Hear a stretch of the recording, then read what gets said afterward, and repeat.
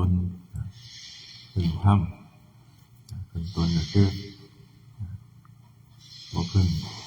บ่ไปพึ่งคนอื่นในภายนอกอยู่ด้วยการกระทำลงมือทำโดยตนเองอยากได้หยังอยากให้เป็นจังไดก็ให้ทำโดยตนเองเพราะว่าบ่มีไผมาทำให้เฮาได้บ่ว่าจะเป็นบุญหรือว่าเป็นหน้าที่การงานของแต่ละคนทำการทำงานก็มีแต่เฮาทำเอาเองแล้วเปรียบเสมือนการเวลาเขาทำงานเขาทำงานตรงเวลาตามเวลาเขาก็บ่หักเงินเดือนบ่หักเงิน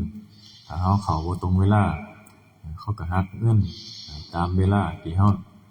าบ่ทันก็จังว่าอยากเฮ็ดหยังก็เฮ็ดโดยตนเองพึ่งคนอื่นบ่ได้พอเวลายามจำเป็นมายามขับขันมาบ่มีไผซอยเฮาได้มีแต่เฮาซอยตนเองจริงผู้ใดหวังพ้นทุกข์จังซี่หรือว่าเวลามันทุกข์มากทุกข์ใจขึ้นมาทั้งทุกข์ใจทั้งทุกข์กายขึ้นมาบ่มีไผซอยได้มีแต่เฮารับรู้ผู้เดียวบ่มีคนอื่นรับรู้นำอันนี้ก็คือความทุกข์ที่เฮาต้องพึ่งตนเองเพราะว่าในสักมื้อนึงมันก็ต้องได้พึ่งตนเองบ่มีไผซอยได้เหมือนกับความตายสักมื้อนึงก็ต้องมาถึงเฮาบ่ว่าจะช้าหรือจะเร็วอันก็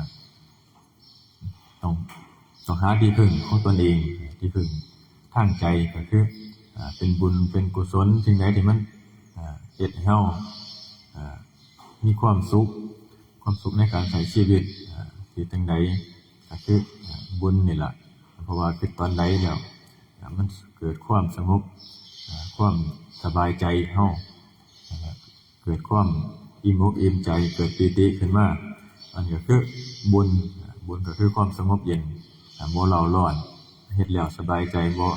เฮ็ดให้เกิดความกังวลในภายหลังพอเฮ็ดแล้วบ่ได้กังวลว่าอนาคตมันสิเป็นผลแบบใดแต่ว่าเฮาทำปัจจุบันดีแล้วปัจจุบันดีอนาคตก็ต้องดีตัวนี้ก็คือให้เฮาพึ่งตนก็คือมีแต่บุญนี่ล่ะบุญกุศลนี่ล่ะที่เฮาสิสามารถเป็นที่พึ่งได้เป็นที่พึ่งของเฮาเพราะว่าในภายภาคหน้าบุญตัวนี้ล่ะสิเป็นเครื่องซอยทรงเฮาไปสู่สุคติบ่ให้ไปลงในอบายเพราะว่าบุญนี่ติดเฮาไปตลอดเป็นอยู่กับจิตกับใจเฮาตัวนี้เพราะว่าแม้แต่เฮาทำแล้วบ่ว่าจะเป็นการให้ทานรักษาศีลภาวนา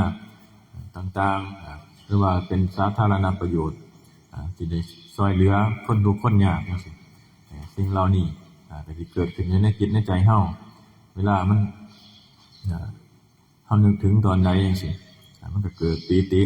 ได้ช่วยคนหรือว่าให้สิ่งของกับคนอีกคนทุกข์คนยากอันนี้ก็คือเป็นสิ่งที่เป็นบุญบ่เกิดความเร่าร้อนพอนึกถึงตอนใดก็เกิดความสบายใจก็คือเฮาได้ทำในสิ่งที่เป็นบุญหรือว่าเป็นกุศลต่อคนอื่นมีประโยชน์ต่อคนอื่นแล้วก็เป็นประโยชน์ต่อเฮาพร้อม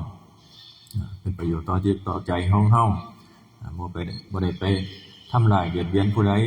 อันนี้ก็คือการซอยคนอื่นหรือว่าการให้ทานนี่ก็เป็นเบื้องต้นของการทำได้ง่ายเพราะว่าบางคนอาจจะรักษาศีลยังบ่ได้ภาวนายังบ่ได้อันนี้ก็เป็นขั้นเป็นตอนตามความละเอียดความหยาบความประณีตของแต่ละบุคคลถ้าบุคคลใดมีกำลังบารมีหลายแล้วก็สิเน้นไปทางภาวนาแต่ว่าก็มีให้ทานรักษาศีลเป็นเครื่องนำ เป็นเครื่องอยู่คือเก่าแต่ว่าก็สิภาวนาการภาวนาก็เป็นอีกอันนึงเพราะว่าสิ่งเหล่านี้ก็ไปตามกำลังบารมีของแต่ละคนบางคนก็อาจสิมักภาวนามักการทำจันเจริญสมาธิเพราะว่าเฮ็ดแล้วมันเกิดความสงบใจในตอนนั้นเลยบุญก็เกิดขึ้นเลยในตอนที่จิตมันสงบเพราะว่ามันบ่มีเครื่องกังวลบ่ได้ไปกังวลกับหน้าที่การงานหรือว่าในลูกในหลานในครอบครัวในทรัพย์สมบัติจังซี่เพราะว่าในการภาวนาเนี่ยคืออยู่นี่ก็เป็นการใช้อานาปานสติดูลมหายใจหรือว่าหลักสติปัฏฐาน4สติปัฏฐาน4นี่คือกายเวทนาจิตธรรมแต่ว่าในทางนี้ก็คือเอากายในกายก็คือลมเป็นลมหายใจเบิ่งลมหายใจเข้าออกพอเกิดอาการปิติขึ้นมาในอาการปิตินี่ก็คือ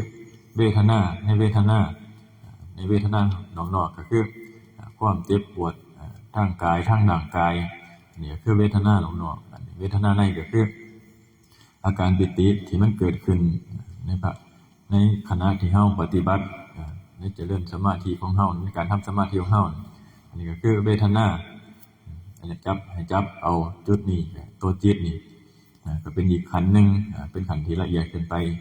ต้นพอเฮาเบิ่งไปแล้วมันก็สิเป็นไปตามขั้นตอนของการปฏิบัติ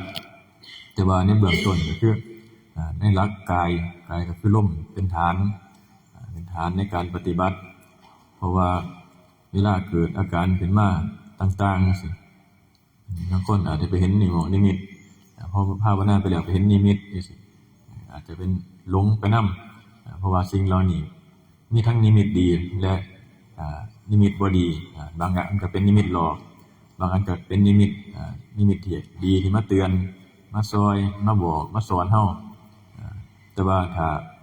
เผลอสติไปมันก็สิเป็นการหลงเชื่อเป็นน้ำสิ่งที่หูที่เห็นเพิ่นจึงว่าสิ่งเหล่านั้นมันบ่จริงเพราะว่ามันเป็นแล้วมันก็เปลี่ยนไปเกิดขึ้นแล้วก็เปลี่ยนไปเพิ่นจึงว่าอย่าให้ยึดกับสิ่งที่หูสิ่งที่เห็นแม้แต่หูเห็นจริงก็จริงแต่ตนผู้เดียว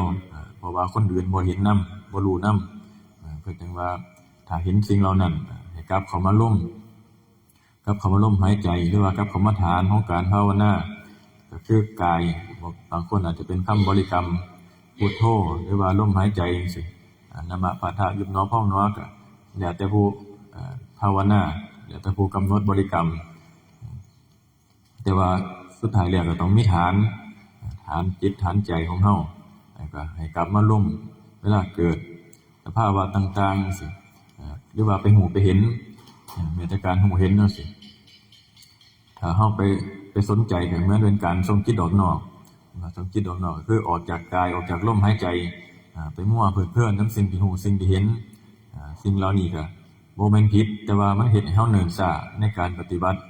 บ่ก้าวหน้าบางคนก็หลงไปเลยหลงไปกับสิ่งที่หูสิ่งที่เห็นเพราะว่าแต่กี้ก็เคยเสียเวลามาคือกันเสียเวลากับการดูการเห็นของพวกนี้มั่วไปเล่นเป็นคิดสงสัยอยู่ว่ามันคือหยังบางเทื่อก็ไปหลงสิว่าสิ่งของเหล่านี้มันเป็นซอยเฮาจริงๆหรือว่ามันเป็นเรื่องจริงขึ้นมามันเป็นเรื่องจริงแต่ว่ามันเห็นเฮาหลงเฮาเห็นจริงอยู่แต่ว่าให้คนอื่นเห็นบ่ได้ถ้าเฮาไปจริงจังนำสิ่งเหล่านี้มีแต่เฮ็ดให้เฮาเสียเวลาเนิ่นช้าแต่ว่าก็เฮ็ดมันก็เห็นเป็นปกติผู้สำหรับผู้เห็นผู้บ่เห็นก็มีไปตามบุญวาสนาของไผของมันแต่ว่าก็ให้เฮามีฐานก็คือกายของเฮาก็คือลมหายใจอยู่กับลมไปเพราะว่าลมนี่สิเป็นตัดความสงสัยในเมื่อกลับเข้ามาลมแล้วความสงสัยนั้นก็สิหายไปหรือว่าสิ่งที่เฮาเห็นนั่นมันก็สิบ่ไปปรุงแต่งต่อเพราะว่าถ้าเฮาปรุงแต่งต่อไปแล้วก็เลยเห็นเฮาหลงไปนำสิ่งนั้นคิดว่าเป็นจริงเป็นจังขึ้นมาเพราะว่าสิ่งเหล่านี้ก็ต้องมีฐานกับกรรมฐานหูลมหายใจบางคนก็เวลาอยู่ในลมแล้วความคิดความสงสัยก็จะบ่มี หรือว่ามีอยู่แต่ว่าก็จะบ่ไหลไปแล้วแต่บางคนเพราะว่าตัวนี้บ่คือกันแม้แต่ความสงบบางขันบางอันก็บ่คือกันบางอย่างเหมือนกับหลวงปู่น้อยเพิ่นเทศน์ฟังเทศน์เรื่องสมาธิของเพิ่นเพิ่นว่าบางทีเนี่ยบางครั้งเนี่ยจิตสงบลมบ่มีแต่ว่ากายยังมีอยู่ความรู้สึกทางกายจังซี่บางทีนี่ความรู้สึกทางกายบ่มีแต่ว่าหูลมจังซี่จังนี้แบบนี้ก็มีตะกี้ก็เป็นคือกันแต่ก็ว่าก็บ่ฮู้ว่ามันคือกันบ่ฮู้ว่าทุกคนเป็นคือกันบ่ก็เลยบ่ได้สงสัยนะก็ปล่อยทิ้งไปก็เห็นเพิ่นนี่ล่ะเทศน์มันได้ยินเพิ่นเทศน์โอ้มีอันเฮาก็เป็นคือกันอยู่ตัวนี้จังซี่ก็นำมาปรับใช้เพราะว่าแต่ละคนจริตของแต่ละคนนี่บ่คือกันการทำสมาธิการภาวนาอาจจะฮู้เห็นบ่คือกันแต่ว่าจุดสูงสุดจุดสุดท้ายก็คือไปถึงเพื่อการปล่อยวางจุดเดียวเพื่อมรรคเพื่อผลจุดเดียวแต่ว่าก็อาศัยการสะสมไปตามกำลังบ่เว้าหลายดอกมื้อนี้